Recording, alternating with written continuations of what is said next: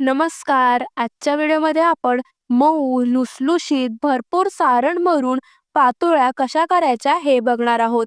नागपंचमी विशेष आज आपण पातोळ्या रेसिपी बघणार आहोत. पातोळ्या करताना कोणती काळजी घ्यावी, उकड अगदी मऊ तयार व्हावी यासाठी काय करावं, सारण जास्तीचं ओलसर किंवा कोरडं होऊ नये यासाठी काय करावं, अशा भरपूर साऱ्या छोट्या मोठ्या टिप्स आहेत व्हिडिओ तुमच्यासोबत शेअर केलेला आहे. त्यासोबतच याच पिठापासून तुम्ही नेवऱ्या किंवा कानोले कसे करू शकता हे सुद्धा मी तुम्हाला दाखवलेलं आहे.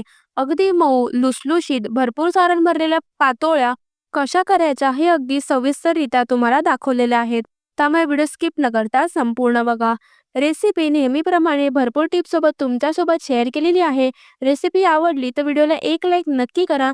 चॅनलला सबस्क्राईब केलं नसेल तर लगेच चॅनलला सबस्क्राईब करा. चला तर मग वेळ न घालवता लगेच रेसिपीला सुरुवात करूया. 1 चमचा तूप गरम करून घेतले. त्यामध्ये एक मोठी वाटी ओलं खोबरं किसून घेतले. ते परतून घ्यायचे. खोबरं किसताना त्याचा काळा भाग पडेपर्यंत किसायचं नाही, वरवरचा खोबरं किसून घ्यायचं. खोबऱ्याचं किस 2 मिनिटं परतून घ्यायचे. गॅस एकदम कमीच ठेवायचे. खोबऱ्याचं किस तुपावर परतून घेतल्यामुळे खोबऱ्यामध्ये जो ओलसरपणा असतो तो निघून जातो. हे सारण तुम्ही पातोळ्या, नेवरे, कानोले किंवा मोदक करण्यासाठी सुद्धा वापरू शकता. 3 ते 4 दिवस सहज तुमचा पदार्थ टिकेल, अजिबात त्याला पाणी सुटणार नाही. सुरुवातीला खोबरं जेव्हा ओलसर होतं तेव्हा ते थोडं चिकट असं होतं. खोबरं 2 मिनिटं परतून घेतल्यामुळे त्यामधलं सर्व मॉइश्चर निघून गेले. त्यानंतर ज्या वाटीने खोबरं घेतलं होतं त्याच वाटीने पाऊण वाटी गूळ घ्यायचे. गूळ तुम्ही तुमच्या आवडीनुसार कमी जास्त करू शकता. गूळ घातल्यावरती गॅसची फ्लेम मध्यम ठेवायची. गूळ वितळत आलं की गॅसची फ्लेम लो ठेवून सारण सुकवून घ्यायचे. रेसिपी आवडली असल्यास व्हिडिओला एक लाईक नक्की करा. चॅनलला अजून सबस्क्राईब केलं नसेल तर लगेच चॅनलला सबस्क्राईब करा, जेणेकरून माझ्या नवनवीन रेसिपीचे व्हिडिओ तुम्हाला पाहता येतील. इथे तुम्ही बघू शकता गूळ विरघळलेला आहे, सारण सुकायला आले. यामध्ये आता वेलची पूड घालून घ्यायची. त्यासोबतच काही सुकामेवा घालायचा आहे. सुकामेव्यामध्ये इथे मी काजू, बदाम आणि मनुके घेतलेत. तुम्ही याऐवजी भाजलेले शेंगदाणे त्याचे 2 भाग करून सुद्धा घालू शकता. ते सुद्धा चवीला छान लागतात. वेलची पूड आणि सुकामेवा सारणामध्ये मिक्स करून घ्यायचे. सारण झालंय की नाही हे कसं ओळखायचं? सारण झालं की त्यातलं सर्व ओलसरपणा निघून जातं. सारण ओलसर राहत नाही. थोडंसं जरी ओलसर राहिलं तरी सारण थंड झालं की ते कोरडं होतं. आता गॅस बंद करून घ्यायचे आणि एका टोपामध्ये पाऊण ग्लास पाणी घ्यायचे. त्यामध्ये 1 चिमटी मीठ घालायचे. गोडाच्या पदार्थामध्ये मीठ घातलं की त्याला चव छान येते. पाण्याला एक उकळी काढून घ्यायची. पाण्याला उकळी आली की 1 ग्लास तांदळाचं पीठ घेतले ते घालून घ्यायचे. जर तुमचा तांदूळ नवीन असेल तर पाण्याचं प्रमाण कमी करा. पण जर जुना तांदूळ असेल तर 1 ग्लास पिठासाठी पाऊण ग्लास पाणी हे प्रमाण अगदी योग्य आहे. पीठ थोडं थोडं घालून मिक्स करून घ्यायचे. पीठ मिक्स करून झालं की 1 मिनिटं त्यावर झाकण ठेवून एक वाफ काढून घ्यायची आहे. एक वाफ आली की त्यानंतर गॅस बंद करायचा आहे, पण झाकण काढायचं नाहीये. 5 मिनिटं तसंच पीठ झाकून ठेवायचंय. त्या वाफेने पीठ आणखी छान फुललं जातं. पीठ मिक्स करून झालं की त्याला एक वाफ देण्यासाठी त्यावर झाकण ठेवून घ्यायचे आणि वाफ देऊन झाली की गॅस बंद करून घ्यायचे आणि पीठ तसंच झाकून 5 मिनिटासाठी ठेवायचं आहे. आता 5 मिनिटं झालेली आहेत. पीठ मळून घ्यायचे. पीठ हे गरम असतानाच मळून घ्यायचे. ते गरम असताना मळलं की छान मळता येतं आणि अगदी मऊसूत पीठ तयार होतं. जर हाताला चटके लागत असतील तर अगदी 1 ते 2 टेबलस्पून इतपतच पाणी हातावर घेऊन किंवा पिठावर शिंपडून तुम्ही ते मळून घ्या. तसं देखील जर तुम्हाला जमत नसेल तर एका पॉलिथिन बॅगमध्ये पीठ घालून मळून घ्या. आता इथे पीठ मळून झालंय. तुम्ही बघू शकता अजिबात हाताला चिकटत नाहीये. किती मऊसूत पीठ तयार झालंय. असंच पीठ आपल्याला हवं आहे. त्यानंतर पातोळ्या करण्यासाठी एक हळदीचं पान घेतले. ते पान मी गोल असं कट करून घेतले. जर तुम्हाला गोल कट करून नसेल घ्यायचं तर एकाच पानावरती एका वेळेस जितपत होतील 2-3 तितक्या पातोळ्या तुम्ही करून घ्या. हळदीच्या पानाचं मागचं देठ जे असतं ते जास्तीचं कापून घेतले. त्यानंतर लाटणीच्या साहाय्याने ते लाटून घ्यायचे. असं केल्यामुळे पान फाटत देखील नाही. व्यवस्थित पातोळ्या थापता येतात. असं पानावर केल्यामुळे त्या शिरांची जी डिझाईन आहे ती पातोळ्यावरती येते. पातोळ्या दिसायला सुद्धा छान दिसतात. हळदीच्या पानावरती केलेल्या पातोळ्यांना सुद्धा अगदी छान चव येते.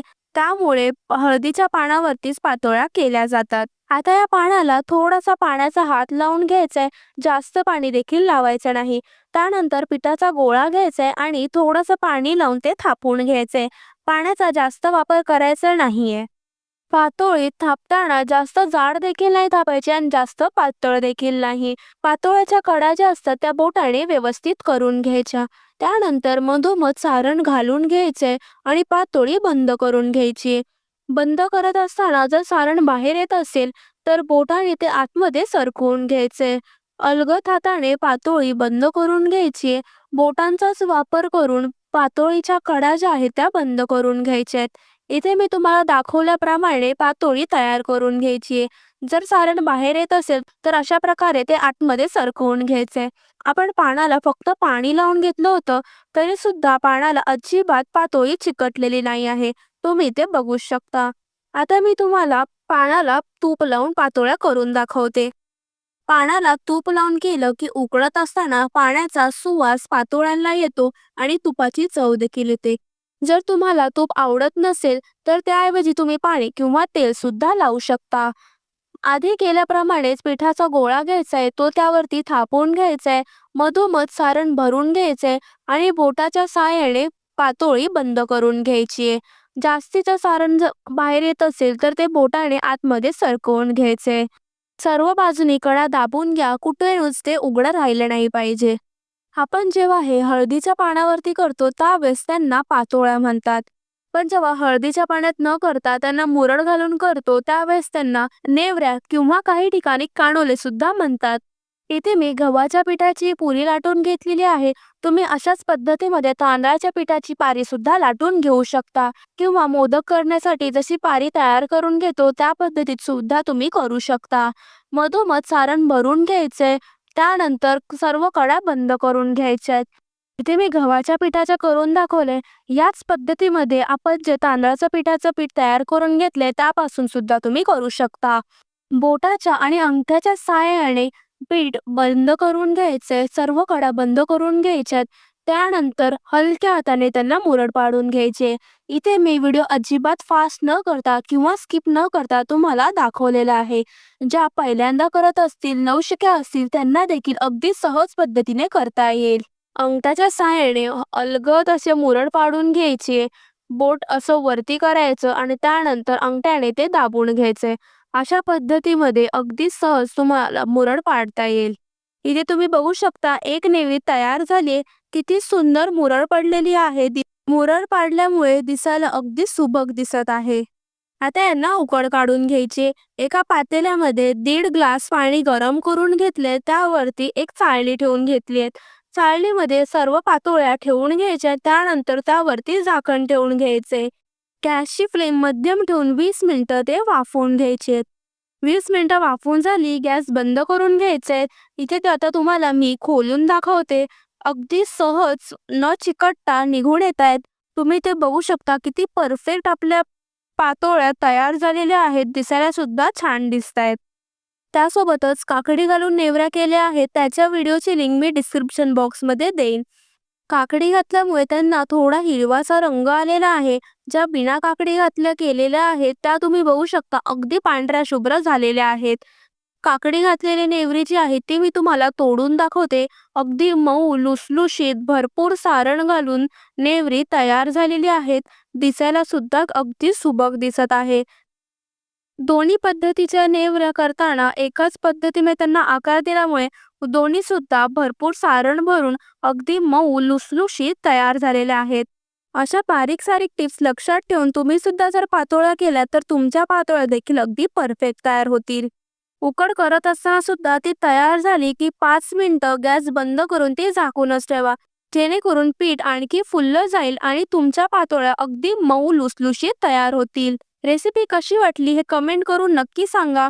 भेटूया पुन्हा अशाच एका नवीन रेसिपी सोबत नवीन व्हिडिओमध्ये. तोपर्यंत धन्यवाद.